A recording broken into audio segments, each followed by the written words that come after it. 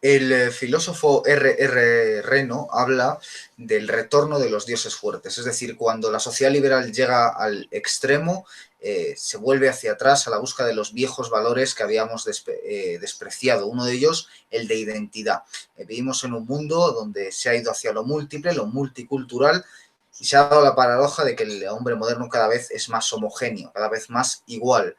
Precisamente por eso el invitado de hoy, a mí me interesaba mucho conversar con él y conocer su punto de partida, porque básicamente su propuesta es la de retornar hacia la identidad mediante la acción política. Hoy tenemos con nosotros a Ignacio Vega, el presidente de Identitarios. Aparte de esto, es una persona muy interesada por la historia, que ha hablado de una forma bastante interesante sobre las Navas de Tolosa, que ha dirigido documentales sobre la protección del lobo y que ha presentado este proyecto político que lleva ya un par de años operativo y cuya máxima se puede reunir en coger por un lado España y por otro la justicia social, y esos dos términos que ahora mismo ningún partido político defiende, unirlos. Y por eso mi primera pregunta es, Ignacio, si es posible hacer esta unión entre justicia social y defensa de España. Bueno, pues lo primero, Guillermo, darte las gracias primero por haberte acordado de nosotros, de mí, y por haber hecho esa introducción tan estupenda que ya de adelante, para empezar, ya me ha motivado. Esa introducción me ha motivado y eso es estupendo, ¿no? Y luego, contestando a tu pregunta, pues hombre, yo creo que sí que es posible. Fácil no lo es, pero posible sí que lo es. Solo es cuestión de quererlo hacer y de trabajar duro, y también yo creo de proponer, sobre todo proponer cosas nuevas que no se han hecho antes, ¿no? También en política, ¿no? Según me hacías la pregunta, fíjate, me estaba yo acordando de un asunto que no tiene nada que ver con la política, pero que yo he manejado muchísimo por mi labor profesional los últimos casi 20 años, ¿no? Como consultor, profesor en patrimonio, en turismo, ¿no? Tanto a nivel empresarial, a nivel privado, como a nivel público en varias universidades.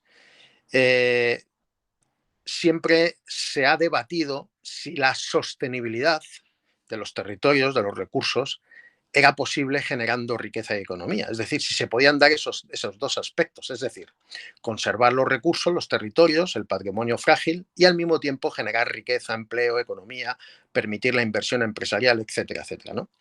Bueno, pues yo en ese mundo siempre he dicho lo mismo. He dicho, sí, es posible.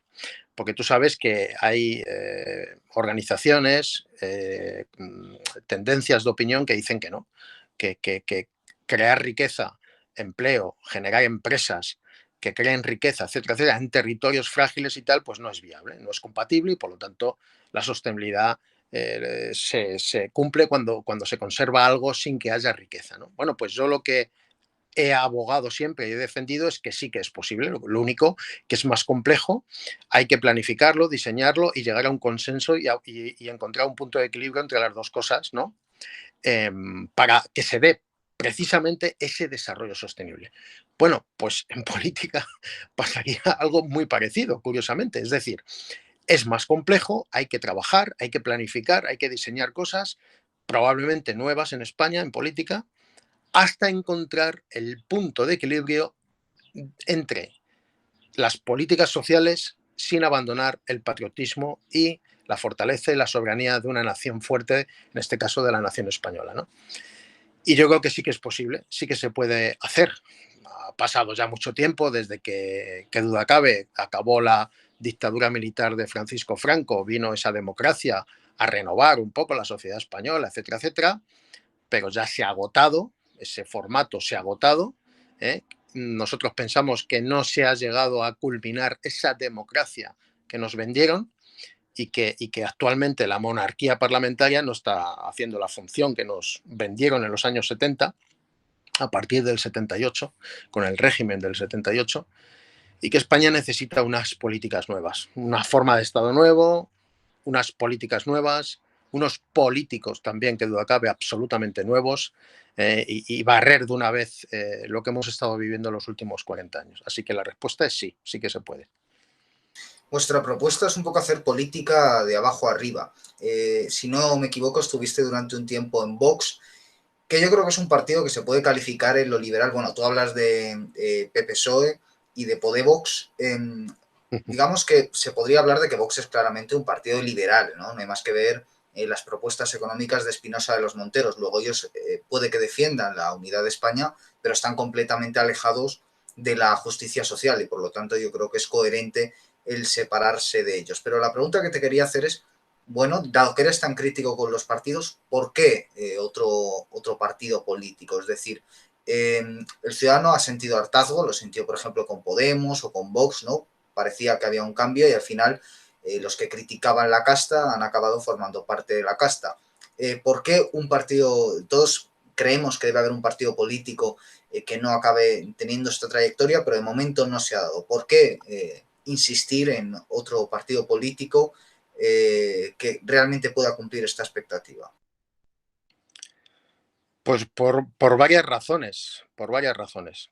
La primera de ellas, que puede ser personal, es que voy a cumplir 52 años ya dentro de poco y empecé como activista político cuando entré en la Academia de la Armada Española con 19 añitos, prácticamente no los había cumplido todavía. Así que imagínate si he vivido historias, proyectos políticos, fases, y he estado metido en todos los fregados activistas siempre defendiendo a España, desde lo más radical extremo hasta lo más, digamos, light o moderado, ¿no?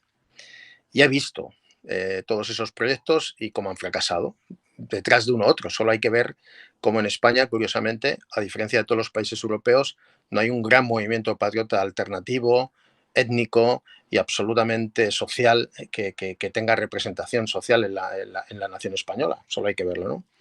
Eso sería un poco el motivo personal. El segundo motivo es que efectivamente la gente está harta de que se le haya tomado el pelo con los partidos políticos. De hecho, como bien has dicho, los últimos ejemplos, ¿no? En este caso Podemos y Vox, pues han supuesto una decepción, una traición, un desastre a muchísima gente. Lo de Podemos ya es mayoritario, parece que es algo general, público. Lo de Vox tardará en llegar, pero llegará. Y el escenario ideológico que se ve después de eso es bastante dramático, porque qué duda cabe que la gente pues no va a creer ya jamás en ningún partido político, en ninguna ideas y en ningún movimiento político. Yo, como el resto de los afiliados y activistas identitarios de mi partido, somos víctimas también de esa traición, de esos engaños, y no ahora, ¿eh? No ahora. Ya desde Felipe González nos sentimos engañados y desde entonces ahora ha llovido bastante, ¿eh? Por lo tanto, yo no estoy al margen de ser engañado igual. Pero, y ahora voy a la tercera cuestión, en España, ya lo he explicado en alguna entrevista, no va a surgir un movimiento social patriota como ha ocurrido en otros países. Eso no va a ocurrir, no se va a dar nunca en España, desgraciadamente. Y quiero pensar, y ya lo digo sin pelos en la lengua, que aquellas personas, corrientes de opinión u organizaciones que en las redes sociales están proponiendo una abstención masiva o están proponiendo una intervención en el Estado sin partidos políticos, sin elecciones, son disidencia controlada. Y lo digo así de claro. Y el que no quiera sentirse así, pues que se salga voluntariamente. Pero yo sí lo digo, son disidencia controlada. ¿Por qué? Pues porque España ha sufrido en este último año y medio una situación muy especial, extremadamente dura, en todos los sentidos, y qué duda cabe que era el momento oportuno para que se dieran esos movimientos sociales nuevos o esas reacciones nuevas, esos movimientos ciudadanos masivos, ¿no? Que iban a echar, expulsar a los políticos como ocurrió en Ucrania o en Islandia o en otros países, ¿no? Y no se ha dado. Y no solamente no se ha dado, sino que además, en mi opinión, y creo que a las pruebas me remito, después de año y medio de pandemia, la sociedad española está más desactivada que antes. Hace un año y medio, cuando se convocaban manifestaciones, asistían miles por la rabia de lo que estaba ocurriendo y hoy no hay capacidad absolutamente de nadie de convocar a un puñado de personas en cualquier sitio. La gente está absolutamente desactivada. Por lo tanto, esa desactivación, ese haber anulado la rabia contenida de los españoles para buscar una alternativa real, en mi opinión, viene por esa disidencia controlada que han estado taponando. Quizá algunos de manera inconsciente, pero otros seguramente con premeditación y alevosía, han estado taponando un verdadero movimiento político, revolucionario, social, que cambie el sistema, que es lo que hay que cambiar en España, el sistema actualmente. A la pregunta que me hace muchísima gente, que es uno de los debates que tengo y no demasiado templados, te puedo asegurar que tengo debates muy calientes en redes sociales que me llevan a bloquear a mucha gente por no estar discutiendo todo el día. A la pregunta de si este cambio tiene que venir desde dentro o desde fuera del sistema, hay mucha gente que dice que no, que ese cambio tiene que venir desde fuera, con un gran movimiento ciudadano que impulse la abstención activa, lo llaman ellos, abstención activa. Ya hemos visto en Madrid lo que ha ocurrido con esa abstención activa, ha sido un puto desastre, porque ha habido más de un 70, un 75% de participación de escrutinio, por lo tanto, esa abstención activa que nos cuenta este hombre youtuber, no sé cómo se llama, que tiene apellido catalán. Gisbert, Sí, que además es sí, el pobrecito no tiene mucho nivel.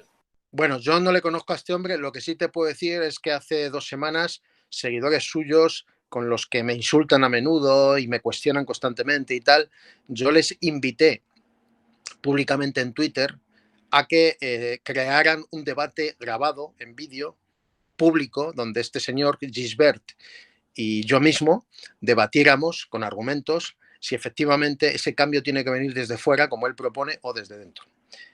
Quiero volverlo a proponer en esta entrevista para ver si le llega y decirle que estoy abierto, tanto en una entrevista hecha por ti, quizá, o en un debate presencial en público, a debatir con él, que creo que es bueno enriquecerse, porque quizá me convenza, quién sabe, si el cambio tiene que venir desde fuera o desde dentro. Yo personalmente, como pienso que hay que hacerlo desde dentro y él no, pues el inicio promete ser muy interesante, el inicio del debate.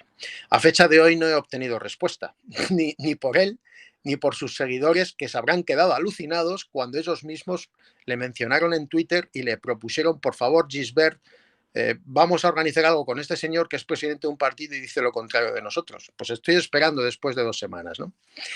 Entonces, yo creo que el movimiento un movimiento político, Guillermo, tiene que hacerlo desde dentro.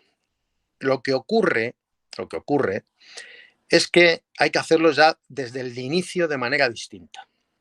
¿Qué quiero decir con esto? Pues Identitarios lo ha hecho de manera distinta. Primero, porque en la pandemia, cuando ningún partido, ninguno, se posicionó contra la pandemia, nosotros lo hicimos desde el minuto 1, diciendo que esto era una farsa, jugándonos muchas cosas y teniendo bastantes problemas por posicionarnos en marzo, abril, mayo y en agosto del año pasado, cuando nadie lo hacía. Y nosotros lo hicimos. Además, cuando ha habido que denunciar y querellarse contra el gobierno de Feijóo en Galicia, lo hemos hecho, estamos esperando juicio. Cuando ha habido que querellarse contra el gobierno de Castilla-La Mancha, lo hemos hecho, que estamos esperando fechas en el Supremo, en el Tribunal Supremo. Y cuando hemos tenido que firmar ante notario nuestro programa político para que en breve se haga público y todo el mundo tenga acceso a las ideas, a esas 122 acciones que hemos firmado ante notario de obligado cumplimiento, para que Identitario se convierta en una mera herramienta de los españoles y decirles, señores, nosotros queremos impulsar un cambio y no lo vamos a hacer sin el pueblo. Y queremos que el pueblo vigile si ese documento que hemos firmado ante notario se cumple o no. Y si no se cumple, que lo impugnen en los tribunales, ¿no? Bueno, pues es una forma distinta de empezar, porque yo creo que ningún partido nunca ha firmado ante notario de manera obligada, de obligado cumplimiento, su programa político. Nosotros sí lo hemos hecho, lo cual, como podrás imaginar, no es nada fácil poner de acuerdo a todo el Comité Ejecutivo Nacional, traerlo a Toledo y firmar ante un notario. Además, hay un vídeo en nuestro canal que demuestra que efectivamente se ha firmado ese documento público en una notaría.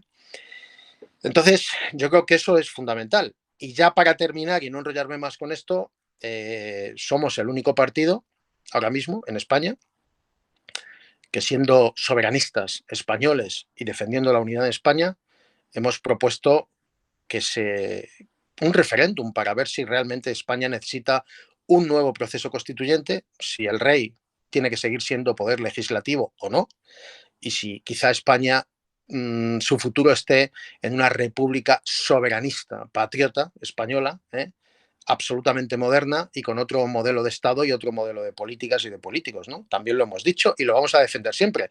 Ya sé que hay mucha gente, sobre todo seguidores de Vox y gente de la derecha social española, que oyen República y salen corriendo porque no han leído mucho, ¿no? Y entonces, como no han leído mucho, pues claro, lógicamente, cuando yo discuto con alguien me dice, pero entonces la República Bananera, los rojos, los bolivarianos y tal. Y a lo mejor le contesto a alguien y le digo, oye, ¿tú no apoyabas a Trump? ¿No estás? Sí, porque Trump. ¿Y Trump qué es? Si Trump es republicano, hombre, y ya la gente se queda sin argumento, los pobres, ¿no? Y dejan de contestar. En fin, yo creo que ya he contestado a esta pregunta y creo que hay varios motivos. Personales, por un lado, activistas o políticos por otros, y luego operativos, finalmente, que es fundamental para que la gente vea que hay un partido que está haciendo cosas que no ha hecho nunca ninguno y que el partido no debe ser nunca el fin en sí mismo, debe ser una mera herramienta de cambio, pero no el fin en sí mismo. Desgraciadamente, estas frases yo entiendo que han sido un poco agotadas por Podemos, efectivamente, especialmente Pablo Iglesias y sus dos esbirros ideológicos, como han sido Errejón y Monedero, pero es que ese debe ser el objetivo. Por eso hemos firmado ese documento, para que la gente lo pueda tener, y si no se cumple, que lo impugne, que impugne al partido. La idea es hacer que esta sea una introducción y hacer otro día una entrevista más larga tocando distintos temas, algunos ya han salido a reducir, pero en profundidad, unidad de España, economía, etcétera. Antes de terminar esta primera entrevista, no quiero dejar de preguntarte por Marruecos, por lo que ha estado ocurriendo estos días en Marruecos, plena actualidad, en la que habéis estado muy involucrados. Entonces quisiera preguntarte, ¿cuál es tu visión de lo que ha ocurrido en Marruecos? Es un tema que en tu caso llevas hablando muchos años de él, no es nuevo, es decir, yo he leído cosas tuyas de hace 2 años que hoy en día son perfectamente actuales y lo anunciaban ya. Entonces, por un lado, ¿cuál es vuestra visión global? Evidentemente es un tema muy complejo, pero reducidamente. Y segundo, ¿cuál ha sido vuestro papel estos días en lo que ha ocurrido? Pues identitarios como partido político y, como no puede ser de otra manera, como un partido soberanista español e identitario que defiende la identidad de los españoles, su identidad económica, social, pero también étnica y cultural, no tiene más remedio que denunciar la sustitución del pueblo español y la pérdida de identidad de los españoles. Forma parte de nuestro ADN político, forma parte de nuestros estatutos. Somos un partido anti-inmigración masiva, lo decimos así de claro, y somos un partido que ponemos encima de la mesa lo que no hace ninguno, ni siquiera Vox, que es cuestionar el impacto de la inmigración legal en España, porque de la ilegal, hablar de la inmigración legal constantemente cuando se están legalizando masivamente a miles de inmigrantes no tiene mucho sentido, ¿no? Entonces, hasta ese punto hemos llegado. Somos un partido que estamos fusionando ideas muy chirriantes, por decirlo de alguna manera, porque tradicionalmente algunas las han defendido unos partidos de derechas y otras las han defendido algunos de izquierdas, y sin embargo estamos fusionándolas en un mismo ideario político, ¿no? Como puede ser, por ejemplo, que un mismo partido se considere anti-inmigración masiva totalmente y por otro lado se considere un partido ecologista, ¿no? Por ponerte un simple ejemplo, ¿no? Yo denunciaba esto no ahora, lo denunciaba en los años 80, en los años 90, cuando éramos activistas ya denunciábamos la inmigración en algunos barrios de ciudades grandes, especialmente Madrid, Barcelona, Valencia. Denunciamos el problema vinculado con la delincuencia que podía tener la inmigración masiva, especialmente africana, en España. Y entonces nos llamaban neonazis, nos metían en la cárcel, nos perseguían. Cuando decíamos que esto era una maniobra del mundialismo, lo llamábamos entonces, ¿no? Hoy se llama globalismo, pero es lo mismo. O sea que fíjate si has llovido desde entonces. ¿Qué ocurre ahora? Bueno, pues ahora lo que ocurre es que ese plan se ha ido desarrollando cada vez más y más y más, y ahora podríamos estar, como ya he dicho, en plena ejecución del plan. Nosotros vimos que a raíz de la pandemia empezaban a ocurrir cosas muy extrañas, por frecuencia, por estadísticas, por actitudes, no solamente en España, también en Europa. Y bueno, y hasta tal punto que decidimos organizar una manifestación. Fuimos el primer partido que se posicionó en momentos muy, muy complicados en noviembre del año pasado en Tenerife, cuando la gente ya se estaba manifestando desesperada en las Islas Canarias. Yo fui amenazado de muerte personalmente, antes incluso de salir de la península. Y organizamos una manifestación allí con el eslogan "Salvemos nuestra identidad y sin integración no hay migración". Eso es lo que decía nuestra pancarta y eso es lo que argumentan ahora para intentar imputarnos un delito de discriminación racial. Entiendo que sin pruebas en absoluto y estoy muy tranquilo porque este viernes además declaramos ante la Fiscalía de Tenerife y estoy muy tranquilo porque estoy convencido absolutamente que el partido va a salir absuelto de esto para demostrar que seguimos defendiendo la identidad de los españoles, de que vamos a seguir denunciando la gravedad de la invasión, porque ya no podemos hablar de crisis migratoria, esto es una invasión, es una mera cuestión social, sociopolítica y estadística, no tiene nada que ver con el racismo ni nada por el estilo, y lo vamos a hacer siempre desde la ley, y lo vamos a demostrar el viernes en mi comparecencia ante la Fiscalía. Y esa es la figura y el papel. El papel, a mí me hubiera gustado también mucho asistir a Ceuta, pero nosotros no tenemos todavía los medios económicos, operativos que tiene Vox, desgraciadamente, pero nos hubiera encantado asistir a Ceuta y apoyar a los ceutís españoles, a nuestros compatriotas ceutís, igual que lo hicimos en noviembre, apoyando a los compatriotas canarios, para que vean que hay un partido que no solamente va a estar ahí cuando hay un problema relativamente mediático, como es el asalto de las vallas, la entrada de miles de inmigrantes, sino que además va a estar ahí vigilando cuando parte de esos miles de inmigrantes se distribuyen luego posteriormente por la península ibérica para seguir un procedimiento migratorio que nosotros tenemos absolutamente localizado de sustitución de los españoles, a nivel social, a nivel étnico, a nivel económico, y que eso para nosotros es absolutamente fundamental. Es decir, hay un problema grave en fronteras, efectivamente, pero también hay un problema gravísimo de inmigración legal en el interior de España, que siguen constantemente sustituyendo a los españoles en las ayudas económicas, en nuestras fiestas, en nuestra identidad y también en nuestras formas de vida en nuestra sociedad. Podemos hacer una referencia al nivel de seguridad de ciertos barrios, pero bueno, tampoco hace falta, quiero decir, no es una opinión personal mía. Ahí están los medios de comunicación generalistas, masivos, que publican constantemente incidentes, especialmente en la periferia sur de la ciudad de Madrid, constantemente con ciertas zonas donde hay mucha concentración de inmigrantes que no son efectivamente occidentales ni europeos, ¿no? Entonces, ese va a ser nuestro papel. Es un tema que nosotros no vamos a dejar nunca, aunque nos intenten imputar delitos de odio sin pruebas, ya te digo, pero vamos a seguir siempre defendiendo de la identidad de los españoles porque pensamos que es fundamental, pero ya te digo, no solamente porque ahora esté siendo especialmente agredida, sino porque sabemos que luego, cuando todo esto vuelva a la calma, hay políticas constantemente de desarraigo de los españoles en favor de la multiculturalidad, que hace perder nuestros derechos sociales, nuestra seguridad, nuestra etnicidad, nuestros rasgos singulares y diferenciales como españoles, etcétera, etcétera. Hoy mismo leía una noticia del gobierno de Aragón, que con la ley de autonomías en la mano, pues va a conceder a todos los inmigrantes que soliciten asilo empadronándose en Aragón, pues prácticamente 600 euros por el artículo 43, cuando hay miles y miles y miles de padres o madres separados que han pedido los 400 euros de ayuda y se les ha denegado sistemáticamente, ¿no? Bueno, pues estos inmigrantes que no van a necesitar ser legales, cuidado, sino estar en proceso de retención o de refugiados, directamente ya van a tener 600 euros de ayuda para gastos diarios en Aragón, te estoy hablando de Aragón. Va a ocurrir lo mismo en Castilla-La Mancha, va a ocurrir lo mismo en Andalucía, en Madrid, aunque gobierne la derecha patriota, va a ocurrir exactamente igual, porque hay algunos que no olvidamos que se gastaron 40 millones en menas desde el 2019 hasta hace poco, y eso va a volver a ocurrir en Madrid exactamente igual, ¿no? Entonces, ese es el papel de identitarios. Insisto, defender las fronteras, por supuesto, que es algo tan evidente que no necesita en este momento, digamos, justificación, pero hay un aspecto súper importante, para nosotros todavía más, que es denunciar el impacto negativo que está teniendo la inmigración en la sociedad española, tanto económico como en otros aspectos.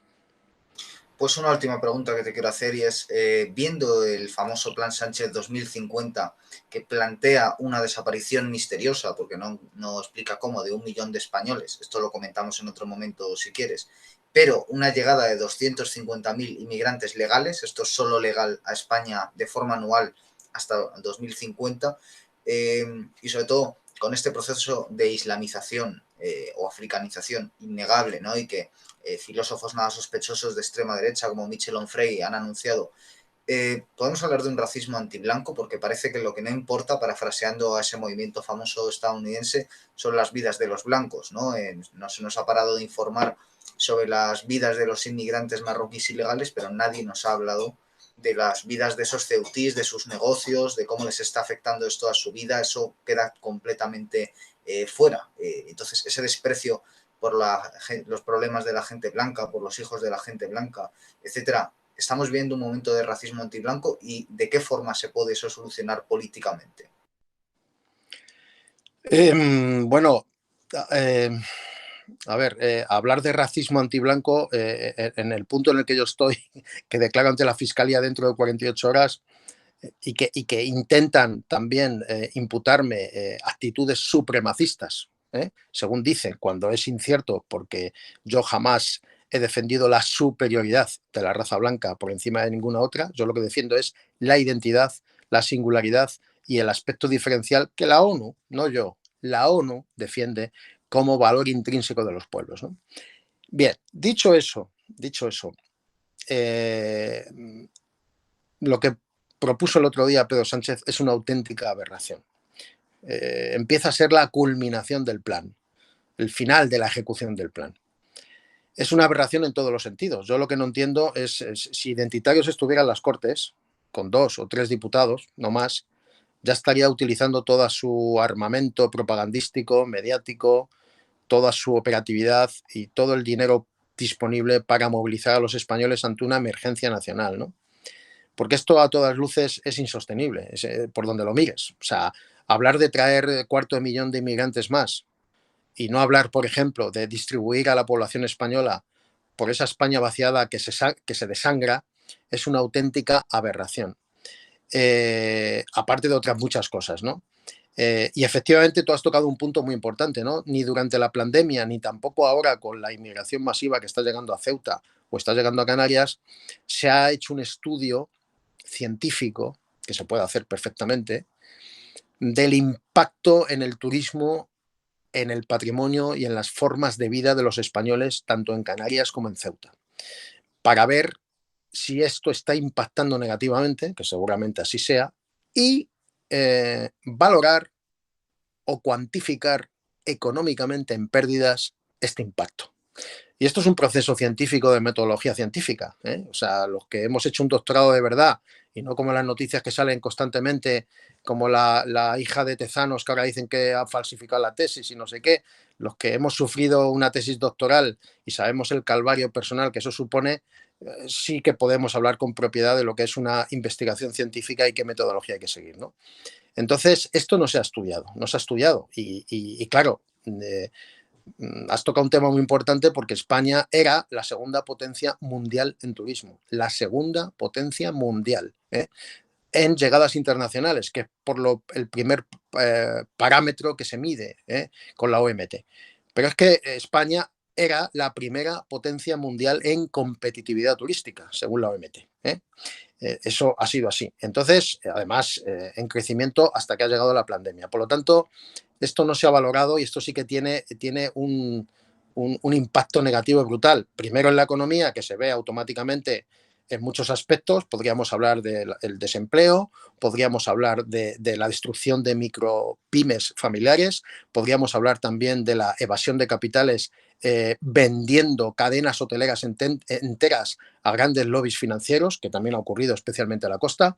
O sea, podríamos hablar de muchas cosas, ¿no? De lo que ha ocurrido con el turismo y de ahora la gilipollez que está diciendo, y lo digo así, gilipollez que está diciendo ese monigote que es la secretaria de Estado del Turismo, que dice que si sigue la pandemia hay que vender las playas, dice, ¿no? Como si las playas fuera algo absolutamente empaquetado o muy, muy, muy tangible y se pudiera vender, cuando lo que se está haciendo es descapitalizar por un lado, el PIB español y, por otro lado, creo que esto hay que contar con todos los españoles para poder hacer esto, ¿no? Lo decía Alfonso X, ¿no? Que las playas, las costas, los bosques y el oxígeno jamás podrá pertenecer a una sola persona y es de todos los ciudadanos de España. Alfonso X ya lo decía. Y no puede venir una mujer que no deja de ser un monigote, porque el turismo en España desgraciadamente no se ha tomado en serio nunca, y decir que se van a vender las playas, ¿no? Entonces esta situación es especialmente grave y por terminar decías, ¿se puede arreglar esto? Políticamente sí, políticamente sí. O sea, ¿cómo se puede arreglar esto? Y dices, bueno, vamos a imaginar por un momento que Identitario se presenta a las generales y saca mayoría, ¿no?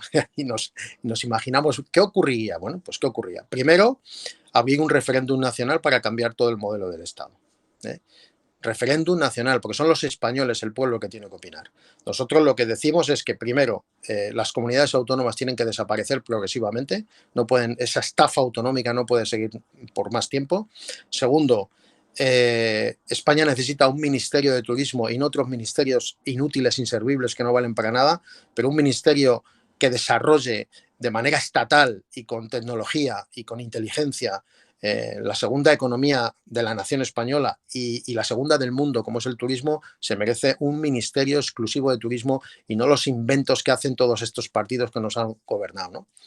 Y tercero, hacer una política soberanista española, que pasa por muchas cosas, ¿no? Una de ellas, por no enrollarme mucho, es hablar seriamente con la Unión Europea y ver qué relaciones queremos tener con ellos y si hay que continuar o, por el contrario, iniciar un proceso, también progresivo, lógicamente, de abandono de la Unión Europea, porque no se puede hacer en 10 minutos como algunos partidos proponen, que dicen Spexit, hay que hacer un Spexit. Pues no, no se puede hacer tan fácil, eso es una auténtica aberración económica, porque ni la moneda, ni las ayudas, ni la seguridad social está preparado ahora mismo para hacer eso, ¿no? Pero progresivamente sí se podría hacer. Y esto es lo que podría hacer Identitarios, así a grandes rasgos, aparte de otras muchas más cosas, ¿no? Pues si te parece, Ignacio, lo dejamos aquí con la promesa de volver otro día para desgranar un poco más políticas más concretas. Yo creo que ha quedado muy claro el programa general, que se puede resumir, como hacéis vosotros, en la idea de restaurar España. Exactamente. Solo me queda desear mucha suerte en los juzgados el viernes, que seguro que os va bien. A ver si os dejan un respiro en esta persecución y a ver si podemos encontrar otro momento para seguir hablando, que ha sido un placer escucharte, Ignacio. No sé si quieres añadir alguna última cosa. No, solamente acabar como he empezado. Darte las gracias por la introducción que has hecho, que me ha encantado, te lo vuelvo a repetir otra vez. Dar las gracias a los seguidores que vean este vídeo y que tengan interés en conocer el partido. Voy a dejar la web, si no te importa, que creo que es importante, www.identitarios, en plural, identitarios.org. Ahí tienen mucha información. Y simplemente añadir una cosa, y es que esta primera entrevista que hemos hecho hoy, hablando de restaurar España, hablando de la identidad, hablando de momentos complicados de invasión islámica que está teniendo España, porque claro, estamos hablando de Ceuta, pero no olvidemos Canarias, ni Cádiz, ni Málaga, ni Murcia, ni Almería, ¿verdad? No olvidemos todo eso. Hoy, precisamente 25 de mayo, que se celebra, son 936 años que hace que el rey Alfonso VI devolvió la ciudad de Toledo a la cultura occidental, se la arrebató a la yihad islámica que tenía la ciudad, y hace 936 años que Alfonso VI nos devolvió a los españoles, porque España ya existía desde el reino visigodo, desde la capital imperial toledana visigoda, nos devolvió a Toledo, y que eso fue además la catapulta, el trampolín, el punto de inicio, la mecha que encendió la reconquista hacia el sur y las batallas de la batalla de las Navas de Tolosa, que se produjo prácticamente pues casi 160 años después, ¿no? Así que un día muy interesante hoy y que ha sido un día especial y simbólico para esta entrevista. Muchas gracias, Guillermo. Muchas gracias y volveremos pronto. Hasta pronto. Un saludo. Hasta luego.